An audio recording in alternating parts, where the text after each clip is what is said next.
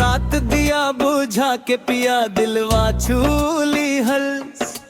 धीरे धीरे बात करके जिए राजीत लिहल। नैनवा से नैनवा मिला के आग लगा दी हल। एक रात में जानू हमके अपना बना लिहल। रात दिया बुझा के पिया दिलवा छूली हल।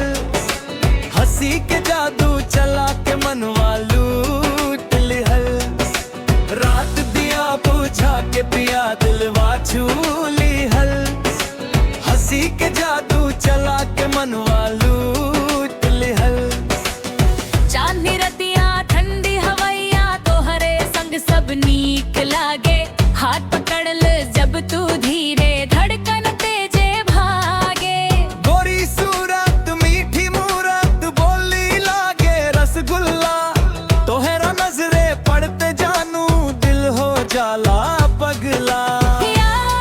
थोड़ा नजदीक आवा दिल के हाल आज सुनावा। तोहरे बिना सूना लागे अब ना दूर कहीं जावा। रात दिया बुझा के पिया दिलवा छूली हल। धीरे धीरे बात करके जिए राजीत लिहल। रात दिया बुझा के पिया दिलवा छूली हल। हंसी के जादू चला के मनवा लूट लिहल।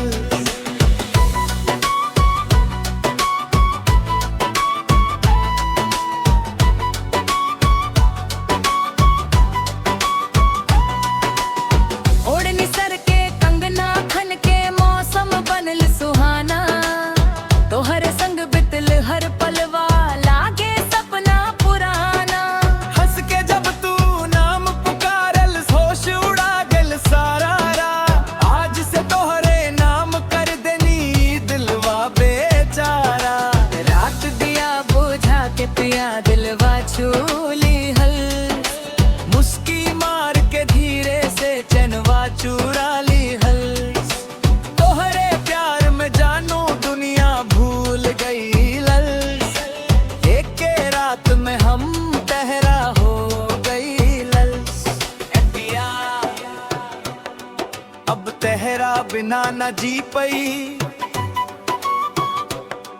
दिलवा तो हार हो गई।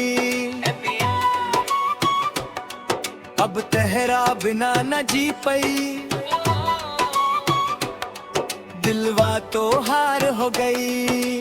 रात दिया बुझा के पिया दिलवा छूली हल।